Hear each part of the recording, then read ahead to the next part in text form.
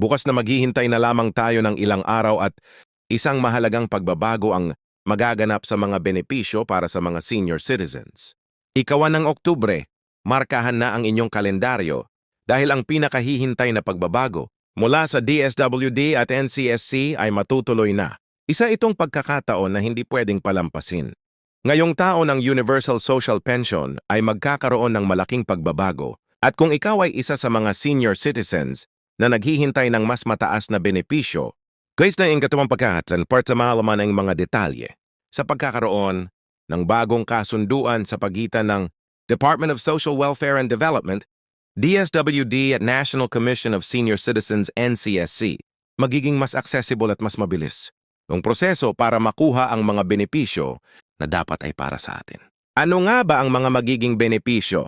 Bukod sa patuloy na monthly pension, ang mga senior citizens na kwalipikado ay makikinabang mula sa mas pinadaling mga proseso at mas mataas na halaga ng kapensayon na maaari nga magbigay ginhawa sa pangaraw-araw na pamumuhay. Hindi lang ito simpleng benepisyo. Ito ay isang hakbang patungo sa pagpapabuti ng ating kalagayan, lalo na sa mga hindi na kayang magtrabaho o maghanap buhay. Mahalagang tandaan na hindi lahat ay automatikong makikinabang. May mga ilang kwalifikasyon at mga hakbang na kailangang sundan, kaya't mahalaga na alamin ang mga detalye.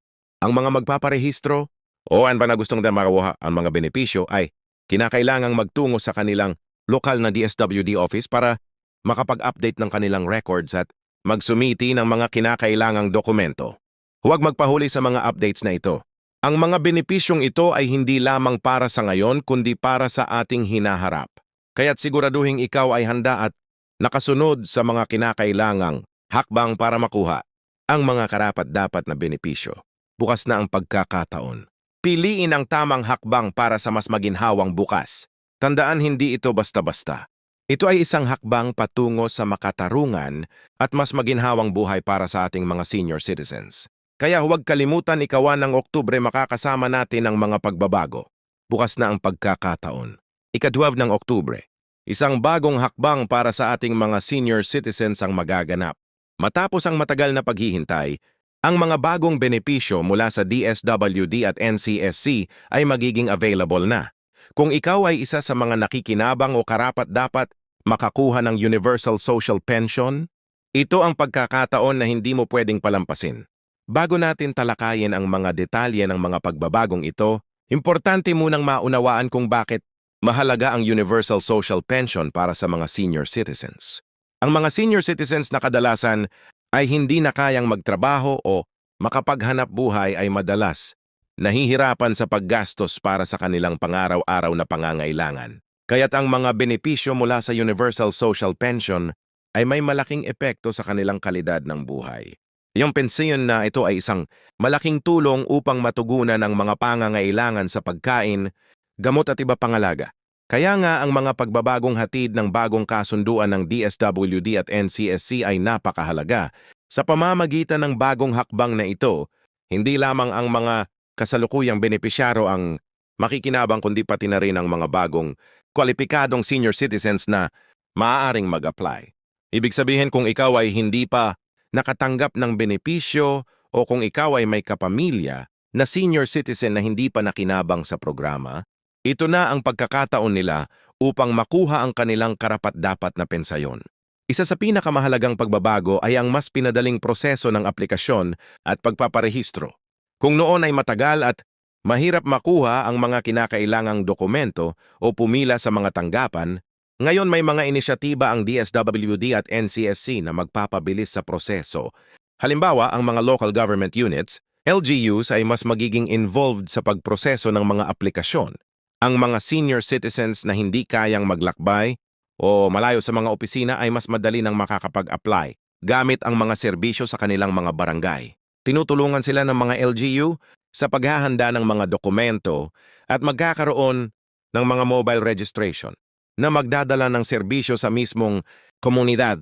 Isa pang malaking pagbabago ay ang pagtaas ng halaga ng pensyon. Ang mga senior citizens na makikinabang ay hindi lamang makakatanggap ng mas mabilis na serbisyo kundi tataas din ang halaga ng kanilang pensayon. Napag-alaman na ang mga bagong halaga ng pensyon ay magiging sapat upang matugunan ang mga pangunahing pangangailangan. Magsisilbing tulong to sa mga senior citizens na nahihirapan dahil inflation o pagtaas ng presyo ng mga bilihin. Ang pagpapataas ng halaga ng pensyon ay isang hakbang patungo sa pagpapabuti ng ating sistema para sa mga senior citizens.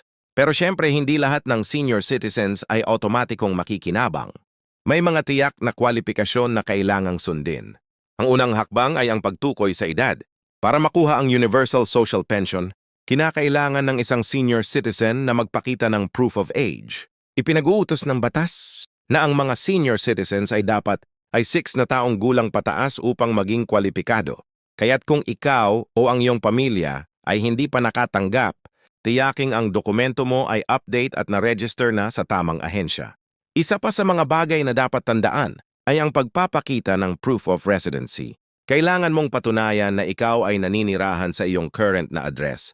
At madalas, ito ay tinitingnan sa mga dokumento gaya ng mga bills, valid ID at iba pang katibayan ng iyong tirahan. Kung ikaw ay mag-i-apply, tiyakin na kumpleto ang iyong mga dokumento bago magtungo sa mga opisina. May mga pagkakataon din na kakailanganin mong magbigay ng mga supplementary documents, tulad ng mga medical records or statement ng iyong pamilya, bilang patunay na ikaw ay hindi kayang magtrabaho o magsustento sa sarili. Ngunit ang pinakamahalaga sa lahat ay ang pag-alam ng mga senior citizens kung paano nila makukuha ang mga benepisyo sa pamamagitan ng mga community-based na serbisyo na ipapatupad ng DSWD at NCSC. Magiging mas accessible ang pensayon sa mga senior citizens sa buong bansa. Halimbawa, sa mga malalayong lugar, magkakaroon ng mga satellite offices na magbibigay ng serbisyo sa mga senior citizens na nahihirapan sa pagpunta sa mga pangunahing tanggapan. Ayong mga LGUs ay magkakaroon din ng mga seminar at orientation para sa mga senior citizens upang mabigyan sila ng tamang impormasyon tungkol sa mga benepisyo at kung paano mag-apply. Ang papel ng mga pamilya ng senior citizens ay napakahalaga sa proseso na ito.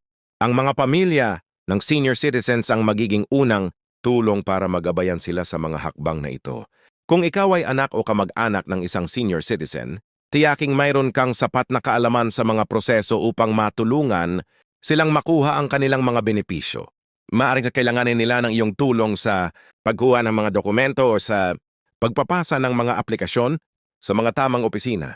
Bukas na at tiyak ay magiging makabuluhan ang pagbabago na ito. Para sa mga senior citizens na matagal nang naghihintay, hindi na nila kailangang mag-alala tungkol sa mga komplikadong proseso at matagal na paghihintay. Ang mga simpleng hakbang na ito ay magbibigay ng kaginhawaan at magpapabuti sa kanilang kalidad ng buhay. Kung ikaw ay isa sa mga senior citizen na matagal nang naghihintay ng mas mataas na pensayon, maghanda na para sa mga pagbabagong ito na magbibigay sao ng mas magandang bukas. Hindi mo na kailangang mag-isip kung saan ka makakakuha ng tulong o kung paano mo masusustento ang iyong mga pangangailangan.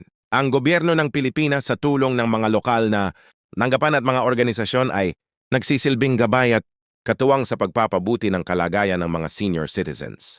Sa pagbukas ng mga bagong benepisyo at serbisyo, ang mga senior citizens ay magkakaroon ng pagkakataong mamuhay ng mas magaan at mas komportable. Kaya't sa darating na ikawan ng Oktubre, siguraduhing maghanda na at maging handa sa mga pagbabago. Yung mga benepisyong hatid ng DSWD at NCSC ay hindi lamang isang hakbang patungo sa mas maginhawang buhay. Ito rin ay isang paalala na ang bawat senior citizen ay may karapatan sa tamang pag-aalaga at suporta. Hindi lang ito para sa ngayon kundi para sa mga darating pangtaon na magbibigay ng ginhawa sa mga nakatatanda. Ang pagiging senior citizen ay hindi dapat nangangahulugang paghihirap o paghinto ng pamumuhay. Bagkus ito ay isang bagong yugto ng buhay kung saan dapat magpatuloy ang pagpapahalaga sa dignidad at kalusugan ng bawat isa. Kaya't ngayong ikadula ng Oktubre, siguraduhin na ikaw ay nakahanda para sa mga pagbabagong hatid ng bagong sistema ng Universal Social Pension. Yung pagbabago ay magdadala ng mas magaan at mas maginhawang buhay sa bawat senior citizen sa Pilipinas.